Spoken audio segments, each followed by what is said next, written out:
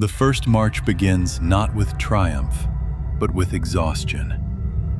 At dawn, the Guardsmen are driven from their trenches, lined into columns that stretch like broken spines across the scarred horizon.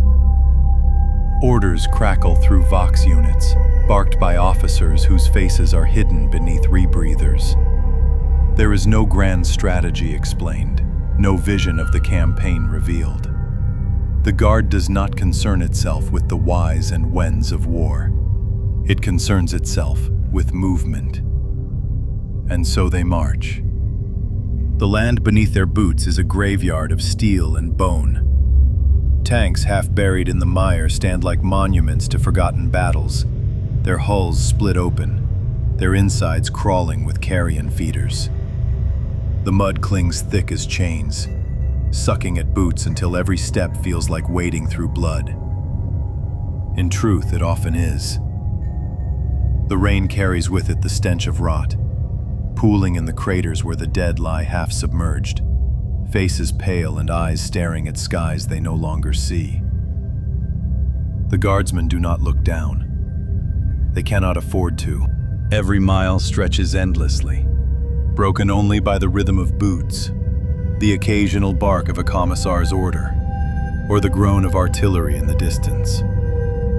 Hunger gnaws at their bellies, for rations are meager and rarely distributed on time. Thirst carves their throats, water canteens filled with liquid that tastes of rust and chemical residue. But still they march, because to stumble is to invite the lash, and to fall is to be left behind. In the Guard, the wounded and the weary are liabilities. The column does not wait for them. Fatigue strips the world of detail. The Guardsmen learn to measure their lives by steps. 1,000 steps to the next halt. Another 1,000 until the next supply wagon. Another 1,000 until the next battle. The body becomes a machine of flesh, obeying out of habit long after the mind has gone numb. And yet, in this endless march, they also learn the first fragile rules of survival. A whispered word of encouragement can drag a comrade back to his feet. A shared mouthful of ration can mean the difference between collapsing and enduring. Bonds forged in the mud are not chosen, but they are stronger than steel.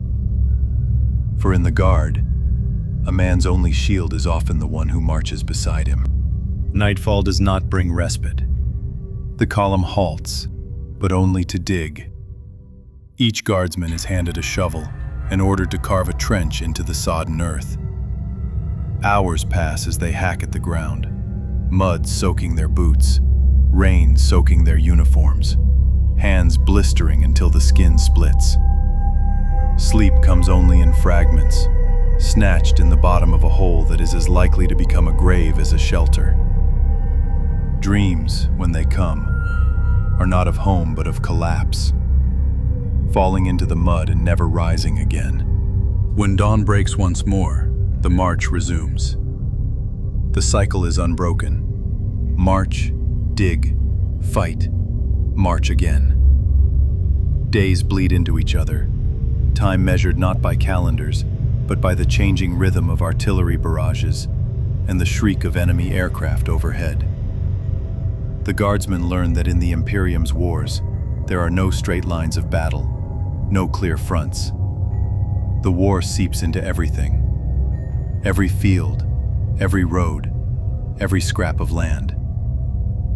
It is not a contest of armies, but a constant storm, and they are grains of sand swept up within it. Still, even in this storm, there are moments when the sheer weight of it all stirs something almost like awe. To look across the horizon and see endless lines of soldiers, banners whipping in the ash-filled wind, tanks groaning forward with their engines bellowing like beasts, the sky alive with the contrails of Valkyrie gunships. This is to see the Imperium's might not in statues or temples, but in flesh. The realization cuts both ways. The Guardsman feels smaller than ever, a single figure lost among millions, and yet part of something vast enough to shake worlds. It is a terrible pride, rooted not in glory, but in the knowledge that their suffering is the glue that binds an empire. But that pride, like all things in the Guard, is fragile. The march continues, and each step drives them closer not to victory, but to another battlefield waiting to devour them whole. The march delivers them to the edge of another battlefield, though the distinction is meaningless, for in truth the whole world is a battlefield. They are ordered into new trenches, fresh dug lines where the soil is still damp with blood, where the walls are reinforced with planks pried from ruined homes and the corpses of those who fell before them. Here, the Guardsmen learn the second truth of war, that the mud remembers. It holds the shape of every boot, every shell, every body that is pressed into it. It swallows all without distinction, and it never gives anything back.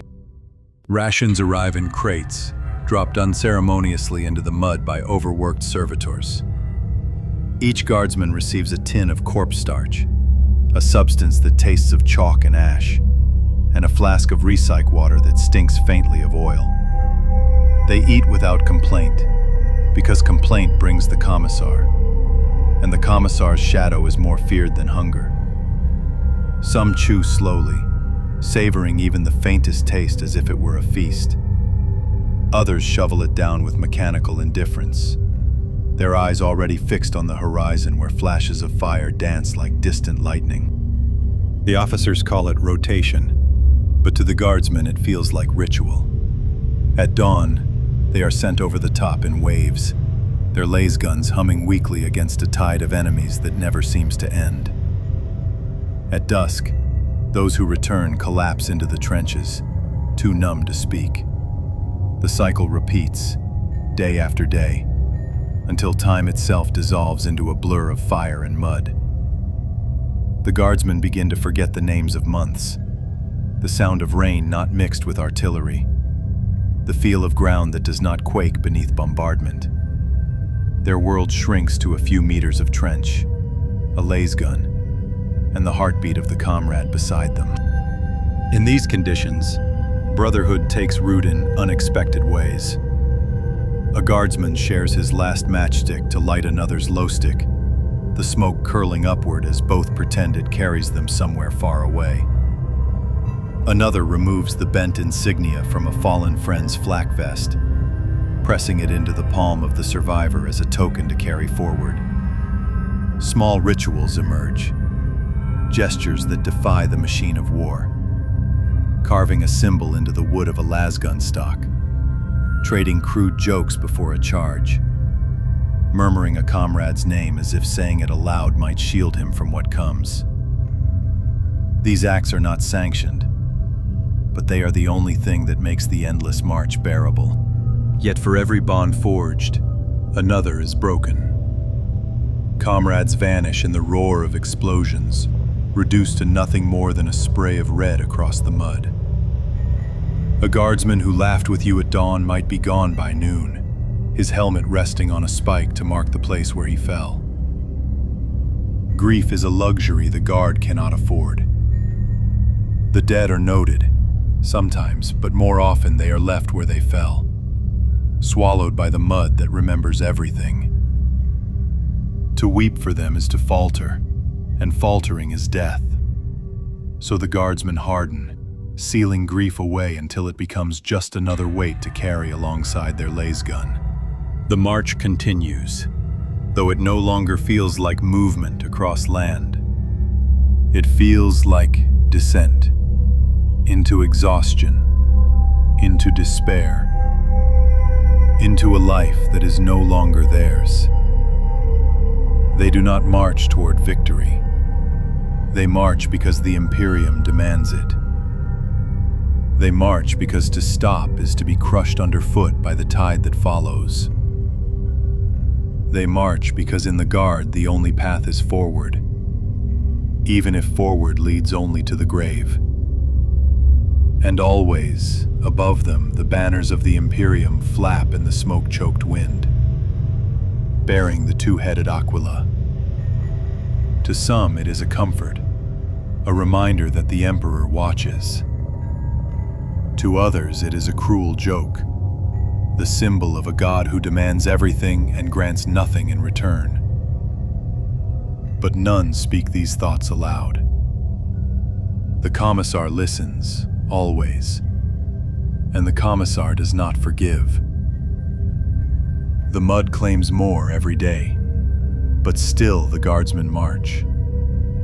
Not because they believe, not because they hope, but because the siren once sounded. And once the Imperium takes, it never gives back.